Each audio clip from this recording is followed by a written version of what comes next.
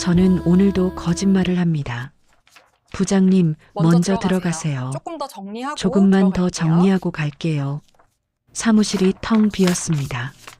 형광등 불빛만 차갑게 남았어요. 책상 위 서류를 천천히 정리합니다. 집에 가기가 싫어서입니다. 제 이름은 유아. 올해 32살입니다. 회사 밖으로 나서자 10월의 바람이 불었습니다. 목도리를 한 번 더 감았어요. 목 오른쪽 아래 희미한 흉터를 가리듯이요. 이 흉터가 어디서 생긴 건지 저는 모릅니다. 7살 이전의 기억이 없거든요. 어느 날 갑자기 낯선 집에서 눈을 떴습니다. 낯선 사람들이 하미나라고 불렀어요. 제 이름은 유아인데 말이죠. 혼란스러웠지만 어린 저는 곧 익숙해졌습니다. 그렇게 사는 게 당연한 줄 알았어요. 부모님은 저를 애지중지 키우셨습니다. 아니, 그보다 더한 무언가였어요. 유아야, 야근하지 마. 엄마 속 타들어가. 우리 없으면 너 어떡하게. 절대 멀리 가면 안 돼. 대학도 집에서 가까운 곳으로 갔습니다. 회사도 마찬가지였어요. 제가 30분 이상 연락이 안 되면 부모님은 전화를 10통도 더 거셨습니다. 처음엔 사랑인 줄 알았습니다. 지금은 잘 모르겠어요. 숨이 막히는 것 같거든요. 카페 문을 밀었습니다. 종소리가 작게 울렸어요. 회사 근처 작은 카페입니다. 제가 매일 저녁 들르는 곳이죠. 유아 씨, 오늘도 연하게요? 카운터에 선 남자가 미소 지으며 말했습니다. 강주원 씨입니다. 33살. 이 카페 건물 전체가 그의 회사 소유예요. 대기업 임원이라고 들었습니다. 가끔 이곳에 들러 커피를 마신다고 하더군요. 네, 감사합니다. 고개를 숙이고 자리에 앉았습니다. 창가 구석자리. 항상 같은 자리예요. 주원 씨가 직접 커피를 가져다 주었습니다. 손님이 저뿐이라서 그런 걸까요? 오늘 야근하셨어요? 네. 조금요. 몸 상하지 않게 조심하세요. 그는 항상 이랬습니다. 제가 말하지 않아도 제 컵 사이즈를 알고 설탕 대신 꿀을 넣어주는 걸 기억하고 비 오는 날엔 따뜻한 차를 권했어요. 처음 만난 건 석 달 전이었습니다. 우연히 자리가 없어서 같은 테이블에 앉게 됐죠. 그날 그가 말을 건넸습니다. 혹시 어디서 본 것 같은데. 저도 그랬습니다. 분명 처음 보는 얼굴인데 묘하게 익숙했어요. 오래 알고 지낸 사람처럼 편안했습니다. 커피를 마시며 창밖을 바라봤습니다. 거리에 불빛이 하나둘 켜졌어요. 사람들은 집으로 향하고 있었습니다. 저는 왜 이곳에 머무는 걸까요? 집에 가면 부모님이 기다리고 계실 텐데 말이죠. 아니에요. 알고 있습니다. 주원 씨가 있어서입니다. 카페 문이 열렸습니다. 찬바람이 들어왔어요. 한 여자가 들어와 주원 씨에게 다가갔습니다. 오빠, 회의 끝났어? 젊은 여자였습니다. 세련된 옷차림에 자신감 넘치는 목소리. 주원 씨의 동생이라고 했던가요? 금방 갈게.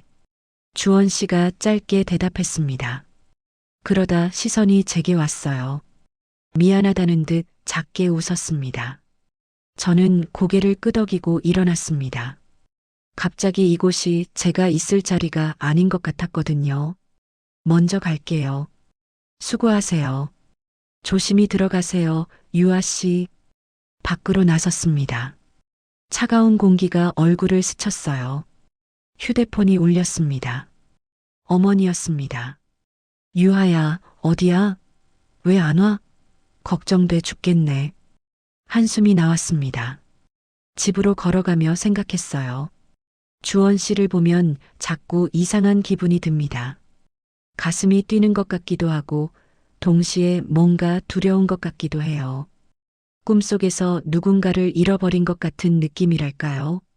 목 오른쪽 흉터가 저렸습니다. 바람 때문인지 몰라요. 하지만 저는 몰랐습니다. 이 작은 설렘이, 이 이상한 익숙함이 절대로 품어서는 안 되는 감정이라는 거요. 그날 이후로 주원 씨를 피했습니다. 카페에 가는 시간을 바꿨어요. 일부러 늦게 퇴근했습니다. 그가 없는 시간을 골라서 갔죠. 일주일이 지났습니다. 그런데 이상했어요. 자꾸만 그 사람이 떠올랐습니다. 아무것도 아닌 사이인데 말이에요. 금요일 저녁이었습니다. 회사 앞에 주원 씨가 서 있었어요. 유아 씨, 심장이 쿵 내려앉았습니다. 요즘 카페에 안 오시더라고요. 혹시 제가 실례했나요? 고개를 저었습니다. 목소리가 나오지 않았어요. 아니에요. 그냥 바빴어요. 거짓말이었습니다. 그는 알고 있는 것 같았어요. 잠시 침묵이 흘렀습니다. 집까지 데려다 줄게요. 차 가져왔어요. 괜찮습니다. 버스 타고. 부탁이에요. 그의 목소리가 낮아졌습니다. 거절할 수 없었어요. 차 안은 조용했습니다. 히터 소리만 작게 울렸어요. 신호등 앞에서 차가 멈췄습니다. 유아 씨는 주원 씨가 입을 열었습니다. 왜 항상 혼자예요? 친구도 연인도 없나요? 질문이 날카로웠습니다. 손을 꽉 쥐었어요. 그냥요. 바쁘니까요. 부모님이 많이 걱정하시나 봐요. 전화 자주 받던데 가슴이 답답해졌습니다. 어떻게 설명해야 할까요? 부모님의 과한 집착을, 숨막히는 사랑을요. 내 걱정이 많으세요. 더는 묻지 않았습니다. 고마웠어요. 집 앞에 도착했습니다. 차에서 내리려는데 그가 말했습니다. 저한테 부담 느끼지 않았으면 좋겠어요. 그냥 편한 사람이고 싶어서요. 고개를 들었습니다. 그의 눈이 진심이었어요. 제 심장이 또 흔들렸습니다. 감사합니다. 그게 전부였습니다. 더 말하면 무너질 것 같았거든요. 현관문을 열자마자 어머니가 달려왔습니다. 유하야, 이 시간에 왜 이제 와? 연락도 안 되고. 죄송해요. 회의가 길어져서. 거짓말하지 마. 아까 회사에 전화했어. 6시에 퇴근했다던데? 숨이 막혔습니다. 회사에까지 전화하셨어요. 친구 만났어요. 잠깐요. 무슨 친구? 누구야? 남자야, 여자야? 아버지가 거실에서 나왔습니다. 표정이 굳어 있었어요. 하민아, 누구 만났어? 또 그 이름이었습니다. 하민. 제 이름은 유아인데요. 아무도 아니에요. 거짓말하는 거 다 티나. 혹시 남자 만난 거야? 어머니의 목소리가 높아졌습니다. 손이 제 팔을 움켜쥐었어요. 넌 우리 없으면 안 돼. 알지? 절대 딴 사람한테 가면 안 돼. 엄마 아파요. 약속해. 다시는 늦지 않겠다고. 약속할게요. 어머니가 손을 놓았습니다. 눈가가 붉어져 있었어요. 아버지는 아무 말 없이 방으로 들어갔습니다. 저는 제 방으로 들어와 문을 잠갔습니다. 침대에 주저앉았어요. 눈물이 났습니다. 왜일까요? 이 사랑이 사랑인지 모르겠어요. 그날 밤 꿈을 꿨습니다. 비가 쏟아지고 있었어요. 놀이공원이었습니다. 관람차 불빛이 희미하게 돌아가고 있었죠. 작은 남자아이가 울고 있었습니다. 4~5살쯤 되어 보였어요. 옷이 젖어 있었습니다. 유하야 무서워. 아이가 저를 부르고 있었어요. 제 이름을요. 저는 그 아이의 손을 잡았습니다. 따뜻했어요. 익숙한 손이었습니다. 괜찮아. 내가 있잖아. 제 목소리였습니다. 하지만 지금보다 어렸어요. 7살쯤의 목소리요. 갑자기 누군가 제 어깨를 잡아챘습니다. 거친 손이었어요. 아이와의 손이 떨어졌습니다. 하민아, 안 돼. 남자아이가 비명을 질렀습니다. 손을 뻗었어요. 하지만 닿지 않았습니다. 그 순간 목이 찢어지는 듯한 통증이 왔습니다. 뜨거운 피가 흘렀어요. 눈을 떴습니다. 침대 시트가 땀으로 젖어 있었습니다. 목을 만졌어요. 오른쪽 아래 흉터가 욱신거렸습니다. 시계를 봤습니다. 새벽 3시였어요. 꿈이었습니다. 하지만 너무나 선명했어요. 그 아이의 울음소리, 비냄새, 손의 온기까지요. 하민. 그 이름이 자꾸 들렸습니다.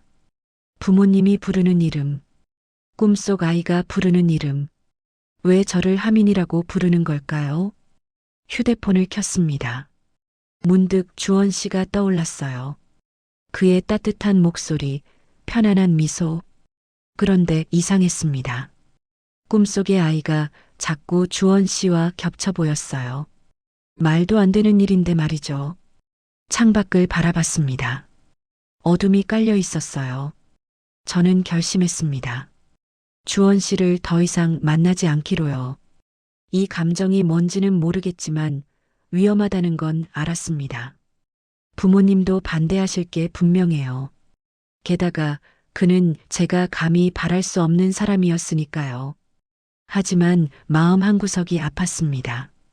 이미 너무 익숙해져 버린 사람을 끊어내려니까요. 목 오른쪽 흉터를 쓸어내렸습니다. 왜 자꾸 아픈 걸까? 대답은 없었습니다. 그저 새벽의 침묵만 길었어요. 2주가 지났습니다. 주원 씨를 피하는 일은 생각보다 쉬웠어요. 퇴근 시간을 늦추고 카페 대신 편의점에서 커피를 샀습니다. 하지만 마음을 피하는 건 불가능했습니다. 신호등 앞에서도 엘리베이터 안에서도 자꾸 그 사람이 떠올랐어요. 왜 이러는 걸까요? 몇 번 본 것도 아닌데 말이에요. 부모님은 조금 안심하신 것 같았습니다. 제가 늦지 않고 집에 오니까요. 어머니는 매일 저녁 식탁을 차리고 기다리셨어요. 우리 딸 요즘 얼굴이 좋아졌어. 아버지가 말씀하셨습니다. 저는 고개만 끄덕였어요. 거짓말처럼 느껴졌거든요. 월요일 아침이었습니다. 회사 로비에서 엘리베이터를 기다리고 있었어요. 문이 열렸습니다. 그리고 그 안에 주원 씨가 서 있었습니다. 심장이 멎는 줄 알았습니다. 유아 씨, 그의 목소리가 낮았어요. 놀란 것 같았습니다. 저도 마찬가지였죠. 안녕하세요. 짧게 인사하고 들어갔습니다. 문이 닫혔어요. 좁은 공간에 우리 둘뿐이었습니다. 침묵이 흘렀습니다. 숨소리만 들렸어요. 요즘 어떻게 지내세요? 그가 물었습니다. 시선은 정면을 향한 채로요. 잘 지내요. 그렇군요. 더 이상 말이 없었습니다. 엘리베이터가 멈췄어요. 8층? 제가 내릴 층이었습니다. 먼저 갈게요. 유아 씨, 발걸음이 멈췄습니다. 뒤돌아보지 못했어요. 제가 뭘 잘못한 건가요? 목소리에 상처가 묻어 있었습니다. 가슴이 아팠어요. 아니에요. 그냥 제 문제예요. 문이 닫혔습니다. 그의 표정을 보지 못했어요. 보면 무너질 것 같았으니까요. 점심시간이었습니다. 동료들이 함께 밥 먹자고 했지만 거절했어요. 혼자 회사 근처를 걸었습니다. 골목길을 지나다 작은 서점을 발견했습니다. 낡은 간판이 달려 있었어요. 오래된 책방, 문을 밀고 들어갔습니다. 오래된 책 냄새가 났어요. 편안했습니다. 책장 사이를 걷다가 한 권을 집어들었습니다. 기억의 조각들, 기억상실증에 관한 책이었어요. 펼쳐봤습니다. 외상 후 기억상실은 강한 충격으로 인해 특정 기억이 지워지는 현상이다. 특히 7세 이전의 아동기 트라우마는 문득 제 과거가 떠올랐습니다. 7살 이전의 기억이 없는 것, 부모님이 절 하민이라고 부르는 것, 반복되는 꿈들. 혹시 저도 그 책 사실 거예요? 놀라서 고개를 들었습니다. 서점 주인이었어요. 70대쯤 되어 보이는 할머니였습니다. 아네, 요즘 젊은 사람들은 이런 책 안 읽던데 특별한 이유라도 있나요? 망설였습니다. 하지만 모르는 사람이라 오히려 말하기 쉬웠어요. 제가 어릴 때 기억이 없어서요. 할머니가 고개를 끄덕였습니다. 그래요. 기억은 참 이상한 거예요. 잃어버렸다고 끝이 아니에요. 언젠가 돌아오죠. 아주 이상한 순간에요. 그 말이 가슴에 박혔습니다. 저녁이 되었습니다. 회사를 나서는데 비가 내리기 시작했어요. 우산이 없었습니다. 편의점으로 뛰어갔습니다. 그런데 입구에 누군가 서 있었어요. 주원 씨였습니다. 또 만나네요. 그가 씁쓸하게 웃었습니다. 손에 우산을 들고 있었어요. 같이 쓸래요? 어차피 같은 방향이잖아요. 거절하고 싶었습니다. 하지만 비는 점점 세게 쏟아졌어요. 감사합니다. 우산 아래 함께 걸었습니다. 어깨가 스칠 듯 가까웠어요. 심장이 빠르게 뛰었습니다. 유아 씨는 왜 저를 피해요? 갑작스러운 질문이었습니다. 발걸음이 느려졌어요. 피하는 게 아니에요. 거짓말이에요. 눈을 안 봐요. 말도 안 해요. 저한테 관심이 없으면 그냥 그렇다고 하세요. 목소리가 떨리고 있었습니다. 그를 바라봤어요. 그의 눈에 상처가 가득했습니다. 관심 없는 게 아니에요. 그럼 뭐예요? 그냥 안 되는 거예요. 왜요? 대답할 수 없었습니다. 저도 모르겠으니까요. 단지 두렵기만 했습니다. 갑자기 그가 넥타이를 느슨하게 풀었습니다. 답답한 듯이요. 셔츠 단추 하나가 풀렸어요. 그 순간 제 시선이 멈췄습니다. 목 왼쪽 아래 흐릿하지만 분명한 흉터가 보였습니다. 숨이 막혔습니다. 유아 씨? 주원 씨가 걱정스럽게 물었습니다. 하지만 저는 대답하지 못했어요. 그 흉터, 어디선가 본 것 같았습니다. 아니, 봤습니다. 분명히요. 꿈속에서, 비 오는 놀이공원에서, 울고 있던 남자아이의 목에서요. 손이 떨렸습니다. 무의식적으로 제 목 오른쪽을 만졌어요. 제 흉터가 있는 곳이요. 괜찮아요? 그가 제 어깨를 잡았습니다. 따뜻한 손이었어요. 익숙한 온기였습니다. 그 순간 머릿속이 하얘졌습니다. 유하야, 무서워. 괜찮아. 내가 있잖아. 하민아, 안 돼. 목이 찢어지는 통증, 피냄새, 비명. 유아 씨, 주원 씨의 목소리가 멀어졌습니다. 다리에 힘이 풀렸어요. 그가 저를 잡았습니다. 정신 차려요. 유아 씨, 눈을 떴습니다. 그의 얼굴이 가까이 있었어요. 걱정으로 일그러진 표정이었습니다. 죄송해요. 병원 가야 해요. 얼굴이 창백해요. 괜찮아요. 그냥 어지러워서요. 거짓말이었습니다. 괜찮지 않았어요. 온몸이 떨렸습니다. 그 흉터가 자꾸 눈앞에 아른거렸습니다. 왜일까요? 왜 익숙한 걸까요? 왜 무서운 걸까요?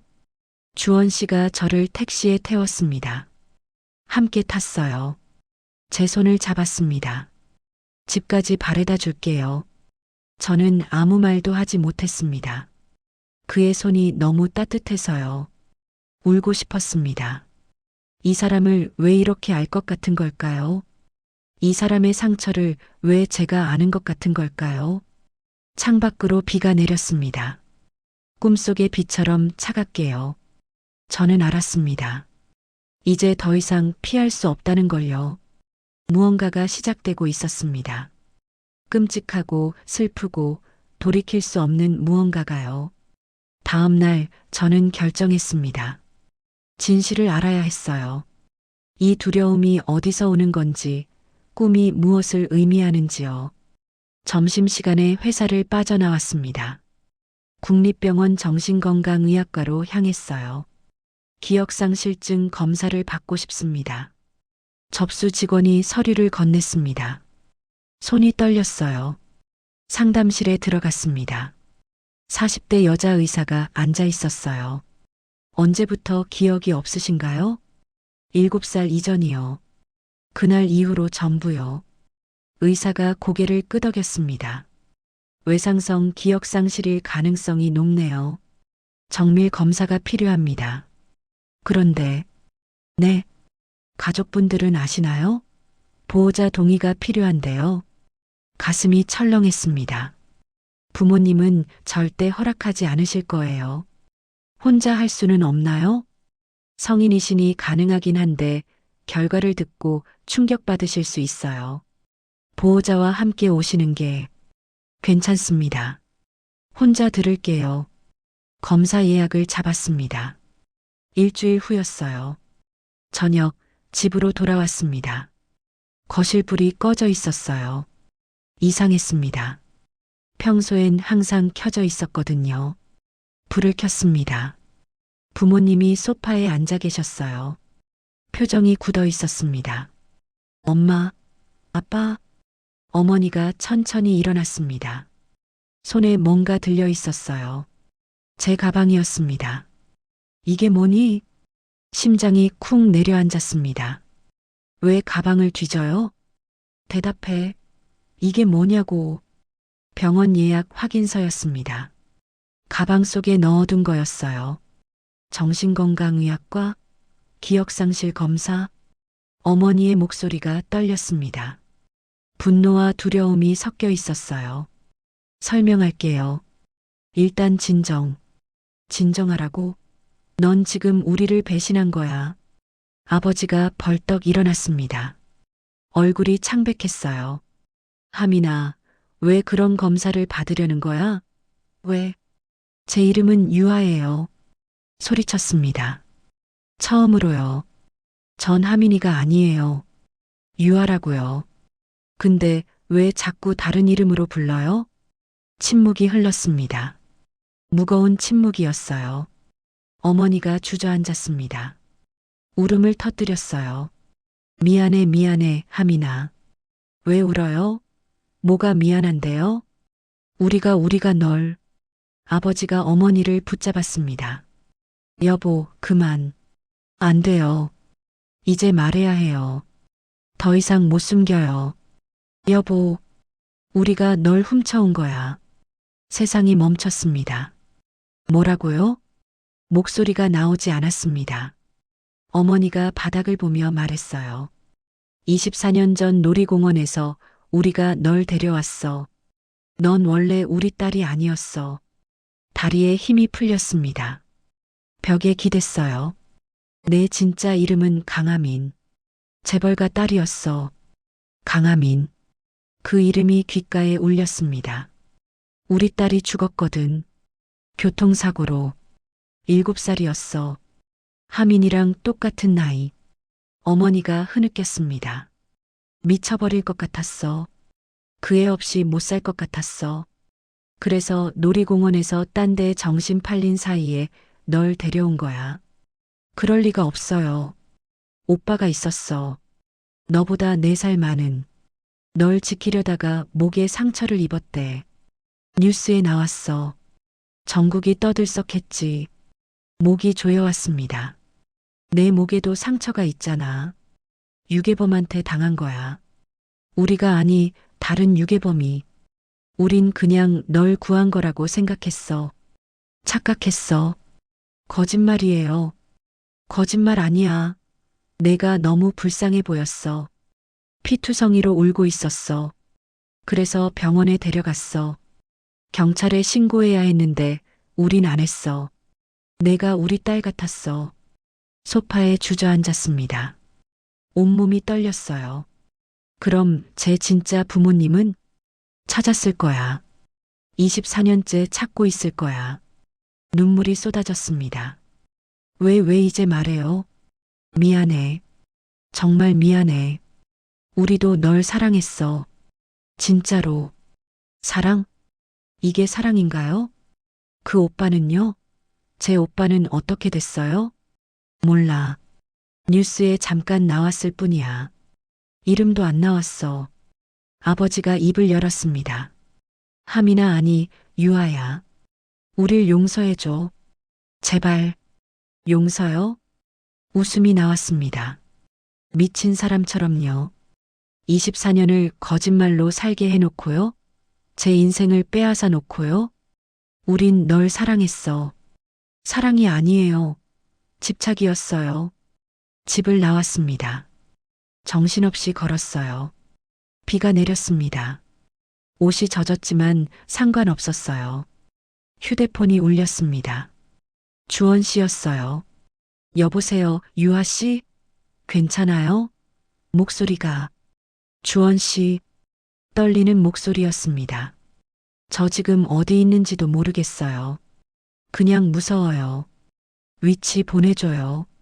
바로 갈게요. 10분 후 그가 왔습니다. 차에서 내려 우산을 씌워줬어요. 무슨 일이에요? 대답 대신 울었습니다. 그가 저를 안아줬어요. 따뜻했습니다. 괜찮아요. 천천히 말해도 돼요. 한참을 울고 나서 말했습니다. 전부 다요. 부모님이 한 일, 제가 유괴된 아이였다는 것, 제 진짜 이름이 강하민이라는 것. 말하는 동안 주원 씨는 아무 말도 하지 않았어요. 그저 제 손을 잡고 있었습니다. 다 말하고 나서 그를 봤습니다. 그의 얼굴이 창백했어요. 입술이 떨리고 있었습니다. 주원 씨? 강하민? 그가 중얼거렸습니다. 성이 강씨? 네. 왜요? 그가 제 어깨를 잡았습니다. 힘이 들어가 있었어요. 오빠가 있었다고 했죠? 내 살위? 네. 목에 상처를 입었다고?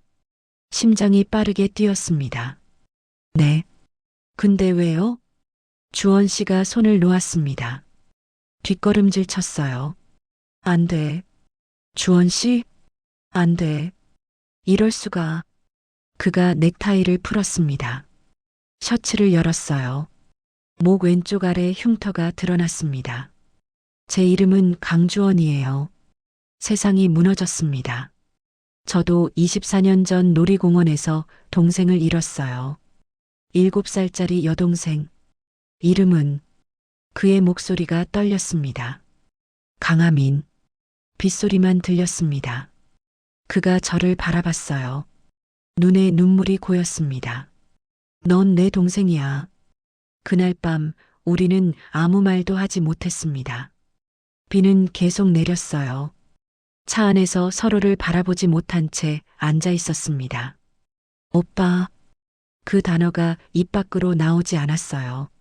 나올 수가 없었습니다. 사랑한다고 말하고 싶었던 사람이 제 오빠였습니다. 주원 씨가 아니 주원 오빠가 먼저 입을 열었어요. DNA 검사를 해야 해. 확실하게. 목소리가 텅 비어 있었습니다. 저도 고개만 끄덕였어요. 일주일이 걸렸습니다. 결과지를 봤던 날 손이 떨려서 종이를 제대로 잡을 수 없었어요. 유전자 일치율 99.98%, 남매관계 확률 99.99%. 주원 오빠는 의자에 앉은 채 고개를 떨어뜨렸습니다. 어깨가 떨리고 있었어요. 24년 만에 찾았네. 목소리에 울음이 섞여 있었습니다. 미안해. 그때 손 놓쳐서, 지키지 못해서. 오빠 잘못 아니에요. 아니야. 내가 더 세게 잡았어야 했어. 내가 너 지킨다고 했잖아.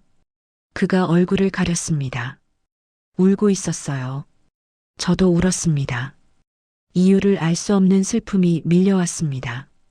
친부모님을 만났습니다. 서울 한남동 거대한 저택이었어요. 문이 열리자 50대 중반의 부부가 서 계셨습니다. 어머니는 저를 보자마자 비명을 삼켰어요. 손이 입을 가렸습니다. 하민아? 낯선 목소리였습니다. 하지만 그 떨림이 진짜였어요. 정말 내가? 아버지도 눈시울이 붉어졌습니다. 평생 울지 않은 것 같은 얼굴이었는데요. 어머니가 천천히 다가왔습니다. 제 얼굴을 쓰다듬었어요. 따뜻한 손이었습니다.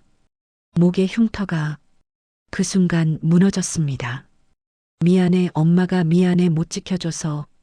어머니가 저를 끌어안았습니다. 처음 안아보는 사람인데 눈물이 났어요. 이상했습니다. 낯선 사람인데 왜 이렇게 편안한 걸까요? 주원 오빠가 옆에서 지켜봤습니다. 표정이 복잡했어요. 기쁨과 슬픔이 섞여 있었습니다. 며칠 후 키웠던 부모님 유괴범들은 구속되었습니다.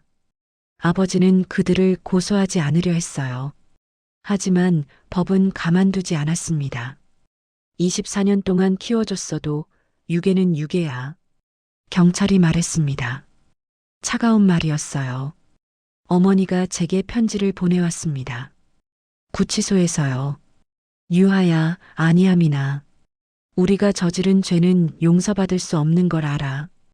다만 한 가지만 믿어줘. 우린 너를 진심으로 사랑했어. 잘못된 방법이었지만 그 마음만은 진짜였어. 행복하렴. 편지를 읽고 울었습니다. 미워해야 하는데 미워지지 않았어요. 강가로 갔습니다. 주원 오빠와 함께요. 12월이었습니다. 바람이 차가웠어요. 하늘은 잿빛이었습니다. 우리는 난간에 기대 서 있었습니다. 말없이요. 하민아. 오빠가 제 이름을 불렀습니다. 친이름을요. 응. 후회돼? 뭐가요? 날 만난 거 오래 생각했습니다. 정직하게 대답하고 싶었어요. 아니요. 오빠가 저를 봤습니다. 만나서 좋았어요. 오빠라는 걸 몰랐을 때도 알고 난 후에도 나도 바람이 불었습니다. 머리카락이 흩날렸어요. 근데 이제 어떻게 해야 할까?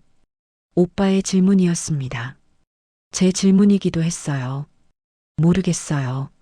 솔직했습니다. 좋아하면 안 되는 사람을 좋아했어요.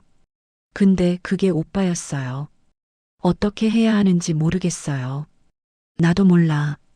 오빠가 하늘을 봤습니다. 동생 찾았다고 기뻐해야 하는데 마음 한구석이 아파. 이상하지? 저도요. 우리는 웃었습니다. 슬픈 웃음이었어요. 봄이 왔습니다. 저는 본가로 돌아가지 않았어요. 혼자 작은 원룸을 얻었습니다. 제 힘으로 사는 게 필요했어요. 주원 오빠는 가끔 연락했습니다. 밥 먹었냐고, 잘 지내냐고요. 만나지는 않았습니다. 아직은 힘들었으니까요. 어느 날 오빠 문자를 보냈습니다. 하민아, 벚꽃 폈대. 엄마가 보고 싶어 하셔. 시간 되면 집에 한번 와. 저는 답장했습니다. 이번 주말에 갈게요. 토요일 오후 저택 정원에는 벚꽃이 만개해 있었습니다. 어머니가 마중 나오셨어요. 많이 편안해 보이셨습니다. 하민아, 왔구나. 네, 엄마. 그 단어가 아직 어색했지만 점점 익숙해지고 있었어요. 주원 오빠가 2층 창가에서 저를 봤습니다. 손을 흔들었어요. 저도 흔들었습니다. 그 거리가 적당했습니다. 가깝지도 멀지도 않은 거리요. 저녁을 먹고 집으로 돌아오는 길이었습니다. 택시 안에서 창밖을 봤어요. 벚꽃잎이 날리고 있었습니다. 오빠가 마지막으로 한 말이 떠올랐습니다. 다음 생에는 남이면 좋겠다. 그러면 사랑해도 되잖아. 저도 그랬으면 좋겠습니다. 하지만 이번 생에서는 오빠로 남기로 했어요. 그게 우리가 할 수 있는 최선이었으니까요. 사랑에는 여러 종류가 있습니다. 이룰 수 있는 사랑도 있고 이뤄서는 안 되는 사랑도 있어요. 저희의 사랑은 후자였습니다. 하지만 그게 틀렸다고 생각하지 않습니다. 잘못된 사랑도 거짓된 감정도 아니었어요. 단지 조금 일찍 잘못된 관계로 만났을 뿐이에요. 휴대폰이 울렸습니다. 오빠였어요. 잘 들어갔어? 아직 가는 중이에요. 조심히 가. 내일 날씨 좋대. 엄마가 브런치 하자시는데 올래? 갈게요. 답장을 보내고 미소 지었습니다. 창밖으로 봄밤이 흘러갔습니다. 가로등 불빛이 따뜻했어요. 이제 저는 알았습니다. 사랑은 소유가 아니라는 걸요. 곁에 있는 것만이 전부가 아니라는 걸요. 주원 오빠는 제 오빠로 남을 겁니다. 영원히요. 그리고 저는 그걸 사랑이라고 부르기로 했습니다. 다른 이름의 다른 모양의 사랑이요. 집에 도착했습니다. 작은 방에 불을 켰어요. 창문을 열자 봄바람이 들어왔습니다.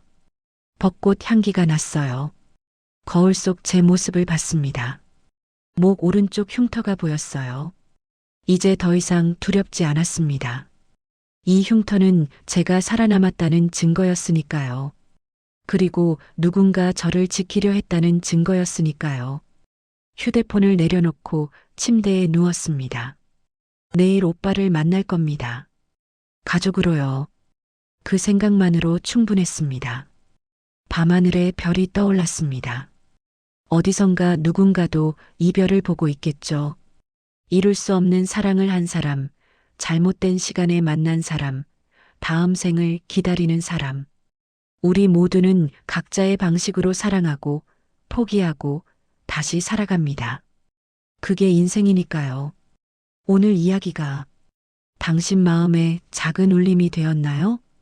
사랑에는 이룰 수 있지만 아픈 사랑도 있고 이룰 수 없어서 더 아픈 사랑도 있습니다. 구독과 좋아요는 저희 채널에 큰 힘이 됩니다. 주인공을 위한 따뜻한 한 줄도 꼭 남겨주시고요. 당신의 저녁을 위로하는 채널 여기였습니다. 고맙습니다.